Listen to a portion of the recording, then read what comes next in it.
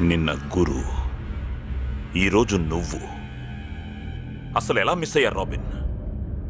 ఒక్కడిని చంపలేకపోతావు. ఇంకా ఎంతమందిని చంపుతావు శివాజీ? సూర్యమ్మ మేనమ్మ.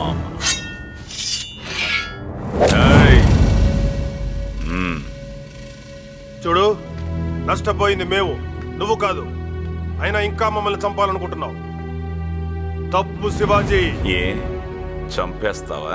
నిన్నటిదాకా అలాగే అనుకున్నాను. మరి ఇప్పుడు భయం వేస్తోందా? అవును. సూర్య శైలజని ప్రేమిస్తున్నాడని తెలిసిన తర్వాత నిజంగానే భయం వేస్తుంది. మన మధ్య జరిగే గొడవల్లో శైలజ సూర్యకి ఎక్కడ దూరం అవుతుందోనని భయం వేస్తుంది. కుటుంబం మొత్తం చనిపోయి భవిష్యత్తే శూన్యమైపోయిన వాడి జీవితానికి శైలజ ఒక ఆనందం. అది శాశ్వతం కావాలంటే వాడు శైలజని పెళ్లి చేసుకోవాలి. వాడికి ఓ కుటుంబం ఏర్పడాలి. ఆ ఇల్లు పిల్లా పాపలతో మళ్ళీ కళకళలాడాలి. శైలజ చాలా మంచిది. సూర్యతో తన లైఫ్ చాలా బాగుంటుంది. శివాజీరావులా కాదు, ఒక కన్న తండ్రిలాగా ఆలోచించు. ఏం ఆలోచించమంటావు?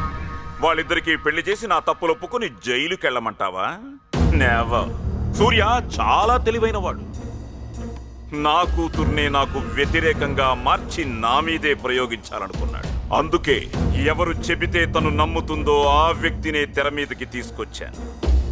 తనే మీ కుటుంబాన్ని చంపిన నా డ్రైవర్ భార్య. డ్రైవర్ భార్య? తనెక్కడుంది? యాక్సిడెంట్లో చనిపోయింది కదా.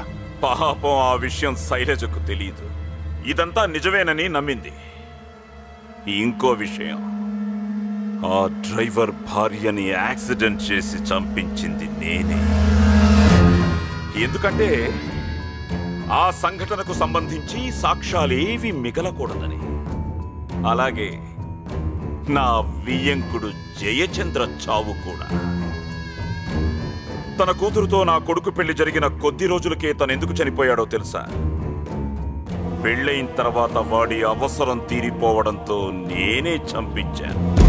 ఇలా నా జీవన ప్రస్థానంలో తన మన అనే భేదం లేకుండా ఎందుకు చంపుకుంటూ వస్తున్నానో తెలుసా? నా జీవితాశయమైన ముఖ్యమంత్రి పదవిని అందుకోవడం కోసం. అటువంటి దానికి అడ్డొస్తే మిమ్మల్ని చంపకుండా ఎలా ఉండమంటావు? ఆ సూర్యాని, నిన్ను, మీకు సహాయం చేసిన ఆ కుటుంబంలోని పిల్ల పాపలతో సహా ఏ ఒక్కరిని బతకనివ్వను. చంపేయండి రా.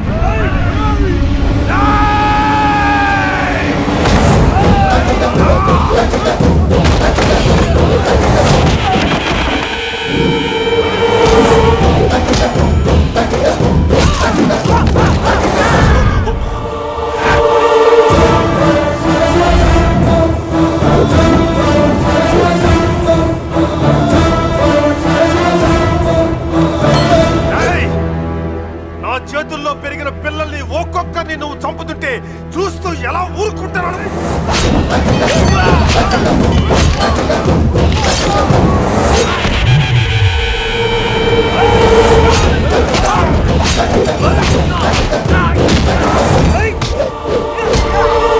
మంచిగా చెప్పడం వినకపోతే నేను ఇక్కడే చంపి సూర్యాన్ని కాపాడుకోవటం రెంటికి సిద్ధపడే వచ్చాను రా.